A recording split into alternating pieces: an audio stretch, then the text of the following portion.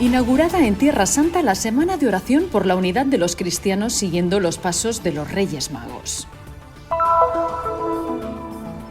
El 24 de enero tuvo lugar una oración ecuménica en la concatedral del Patriarcado Latino de Jerusalén.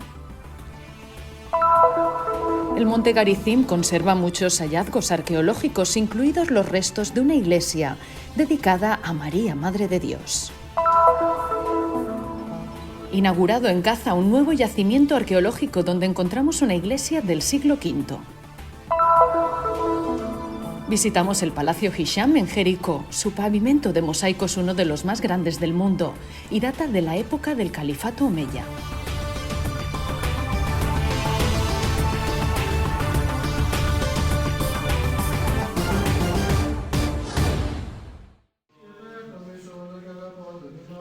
Las oraciones se elevan a Dios desde el Santo Sepulcro. La celebración de vísperas por parte de la comunidad greco-ortodoxa el sábado 22 de enero inauguró oficialmente la Semana de Oración por la Unidad de los Cristianos en Tierra Santa. En estos primeros días, las comunidades cristianas se han reunido en las catedrales de anglicanos, luteranos y católicos, en una especie de peregrinación a través de diferentes ritos y tradiciones, pero en una sola oración coral a Dios por la unidad entre sus hijos. Una cita esperada tras la cancelación del año pasado a causa de la pandemia. Aquí comenzó el cristianismo, aquí vivió Jesús, aquí discutió con los doctores de la ley, aquí murió y resucitó de entre los muertos. Creo que eso es lo que hace que este lugar, esta celebración y también nuestro trabajo por la unidad aquí en Jerusalén sean tan especiales. Hemos visto salir su estrella y venimos a adorarlo. Es el tema elegido como guía para las meditaciones de este año. Palabras que, como sucedió con los Reyes Magos, nos invitan a ponernos en camino.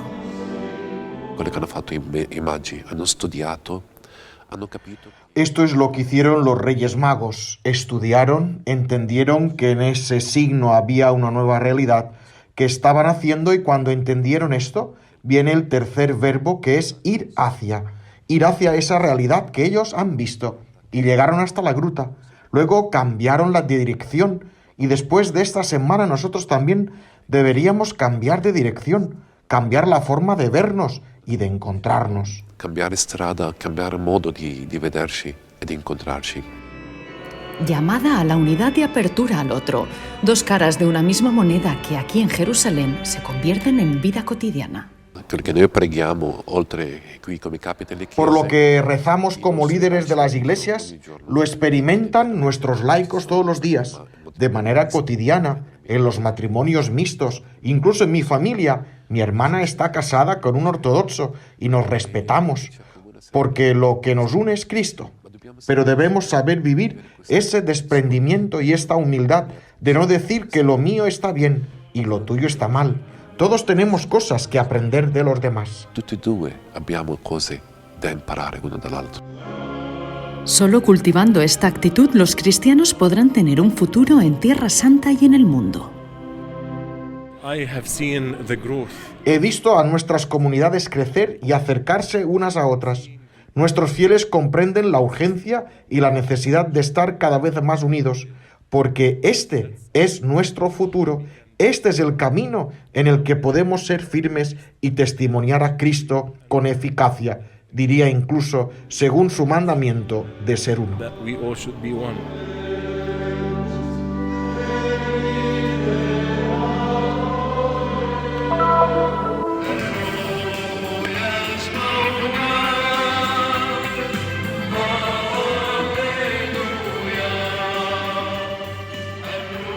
Con motivo de la Semana de Oración por la Unidad de los Cristianos, la Concatedral del Patriarcado Latino de Jerusalén acogió una oración ecuménica promovida por la Delegación de Catequesis del Patriarcado Latino en colaboración con el Centro Ecuménico Sabel. Numerosos estudiantes de las escuelas cristianas de Jerusalén participaron en la cita el lunes 24 de enero. Hemos tratado de reunir a los alumnos de las escuelas de Jerusalén en la Iglesia del Patriarcado Latino, junto a sacerdotes y obispos de diferentes iglesias, como ejemplo para los chicos de la unidad entre cristianos e iglesias. Esperamos que un día nos unamos como cristianos en el templo del Señor, porque nuestro mensaje es uno y es Jesucristo, el Salvador del mundo. Es necesario trabajar con los estudiantes para formar una nueva generación que crea en la unidad de los cristianos, respete la opinión de los demás y crea que nuestra fuerza está en la unidad entre nosotros. En la homilía pronunciada para la ocasión, Monseñor William Shomali, vicario patriarcal latino para Jerusalén y Palestina, subrayó que la división en la Iglesia es una enfermedad espiritual crónica que deriva de la ausencia de diálogo y de pequeñas diferencias doctrinales. A pesar de esto, hay iniciativas para crear unidad. Hay al menos una sensación de vergüenza ante estas divisiones, pero también hay serios intentos de restaurar la unidad. Pienso en la misma semana de oración por la unidad de los cristianos, pero también en los encuentros históricos entre los papas y los líderes de las iglesias, como Atenágoras. También hay una tradición ecuménica de la Biblia y reuniones periódicas entre teólogos para salvar la brecha teológica entre las iglesias.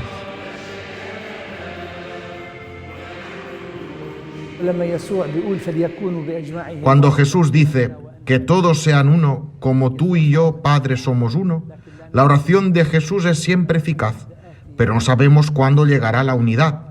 Isaías dice en la primera lectura: «Consuela a mi pueblo, dice el Señor tu Dios». Espero que un día nos regocijemos en la unidad que siempre ha estado en el origen de la vida de la Iglesia. Las oraciones e himnos que se elevaban desde la concatedral del Santísimo Nombre de Jesús crearon un clima de unidad entre los presentes, unidos en el nombre de Jesús y en la señal de la cruz, repetida en la bendición final por todos los sacerdotes.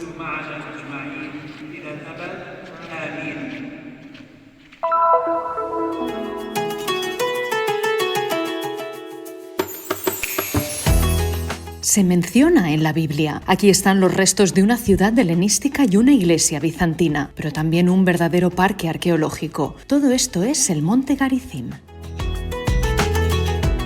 Desde la carretera que lleva a la cima se divisa la ciudad de Nablus, que se eleva sobre sus laderas. El paisaje en el que nos adentramos al subir es una invitación a conocer mejor este lugar. El monte Garizim está ubicado justo en el centro de Tierra Santa, en lo que fue la antigua región de Samaria, hoy Cisjordania, Palestina. Es una montaña de unos 880 metros de altura y está situada en la parte sur de un valle largo donde hoy se encuentra la ciudad de Nablus. Para los samaritanos, el Garizim sigue siendo hoy una montaña sagrada. En la tradición propiamente samaritana, el monte Garizim es considerado más sagrado que Jerusalén, porque en el Pentateuco samaritano, la única sagrada escritura de los samaritanos que corresponde más o menos a los primeros 5 libros de la Biblia, a nuestro Pentateuco mosaico, citan el monte Garizim 13 veces, más veces que en el texto hebreo que nos ha llegado del Antiguo Testamento. Por ellos, el monte Garizim corresponde, por ejemplo, al monte donde Abraham debía sacrificar su hijo Isaac. Las excavaciones arqueológicas en el monte Garizim comenzaron en 1982. Los hallazgos pertenecen a los periodos persa, bizantino y helenístico. El parque arqueológico del monte Garizim es un lugar que conserva restos del periodo del Segundo Templo y en gran parte de la tradición samaritana. También es un lugar bíblico. With Samaritan tradition, and it's also a biblical site. Los samaritanos suben al monte Garizim para celebrar sus fiestas. 3 times a year, the Samaritan community. 3 veces al año la comunidad samaritana va en peregrinación al monte en las fiestas de Sukkot, Shavuot y Pesaj. Vienen aquí. Este es uno de los lugares sagrados donde se puede presenciar el sacrificio de los samaritanos, que es el sacrificio más parecido al que, según sabemos, hacían los hijos de Israel en el segundo templo. En la montaña se encuentran los restos de una iglesia bizantina dedicada a la Madre de Dios, la Theotokos. Justo en el periodo en el que los samaritanos vivían su renacimiento, alrededor del siglo IV, el emperador bizantino Zenón debió borrar todo rastro del culto samaritano y construir una iglesia dedicada a la Madre de Dios, la Theotokos, en la parte superior del monte Garizim, la Madre de Dios. La Madre di Dio, la Theotokos, la genitrice di Dio. Aunque poco conocido y fuera de las rutas clásicas de peregrinación, el monte Garizim es un lugar bíblico significativo y aún hoy conserva tesoros y tradiciones de las diferentes religiones de esta tierra.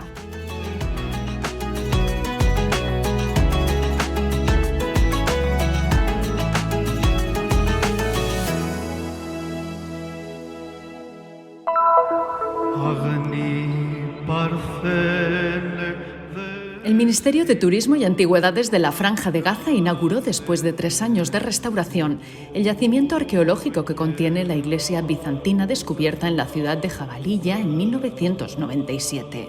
El área arqueológica tiene una superficie de unos 800 metros cuadrados.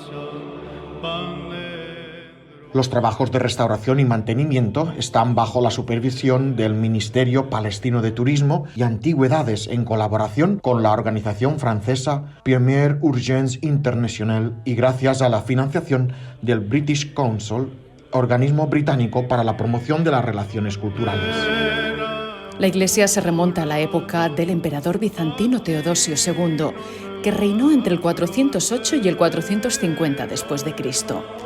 Desde su construcción, la zona ha sido utilizada como hogar por 24 emperadores bizantinos y 14 califas en época musulmana. Es una iglesia de 3 naves. Consta también de un pórtico central, el más grande, una zona bautismal y una sala de oración adosada a la iglesia.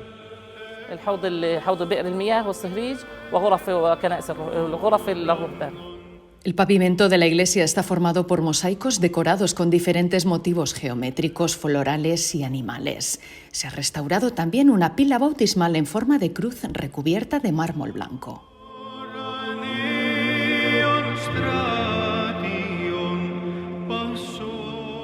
Además, en la zona se han descubierto 16 mosaicos en griego antiguo.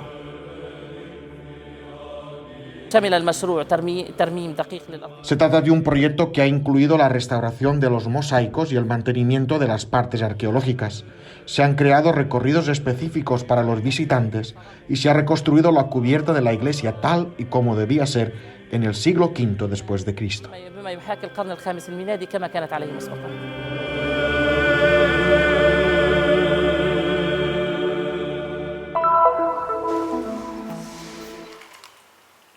El efecto desde arriba es casi hipnotizante debido a la precisión técnica y artística con la que los diminutos mosaicos de colores dan forma al medallón en el centro de uno de los mosaicos más grandes del mundo. 863 metros cuadrados de extensión, divididos en 38 mosaicos. Pavimentos que adornaban el lujoso complejo balneario del Palacio Hisham, una de las mejores expresiones del arte islámico primitivo, que ha vuelto a ver la luz gracias a una restauración que se ha prolongado durante más de 5 años. Estamos en Jericó, una ciudad palestina con una historia milenaria, donde a reyes y emires les encantaba residir en invierno debido a su clima especialmente templado. El califa omeya de Damasco, que gobernó la región en el siglo VIII, también decidió construir aquí uno de sus suntuosos castillos en el desierto. El complejo incluía un palacio, una mezquita y una gran sala de audiencias con lujosos baños. La pieza decorativa más original de la época es el árbol de la vida. Es un naranjo. A sus pies, por un lado, hay un león atacando a una gacela. Por el otro, 2 gacelas pastando tranquilamente. Por eso hablamos del árbol de la vida. Representan la paz y la guerra, el ciclo de la historia. Este mosaico se encuentra en el Diwan, una pequeña sala donde el califa invitaba a sus invitados más ilustres. In the Diwan, a small room that the Khalifa invite his major guests. Un terremoto destruyó el palacio en el 749, poco después de su construcción. Abandonado durante siglos, fue reexplorado a principios del siglo XX. The British mandate, En la época del mandato británico, algunos arqueólogos, el arqueólogo palestino Dimitri Baramki y Robert Hamilton, comenzaron a excavar esta zona y desenterraron todo esto, también parte del mosaico. Debido a la compleja situación política, el lugar, aunque abierto a los visitantes, continuó degradándose. Hasta hace 5 años, cuando el gobierno japonés decidió financiar el proyecto de restauración. 10 millones de euros para construir la estructura de protección a la espera de la siguiente fase. Hay muchas partes dañadas porque el pavimento ha estado bajo tierra durante décadas. Hay una necesidad urgente de tratar estas partes dañadas, por lo que podemos pensar en una restauración más general de todo el pavimento. Big project to make a renovation for all of this carpet.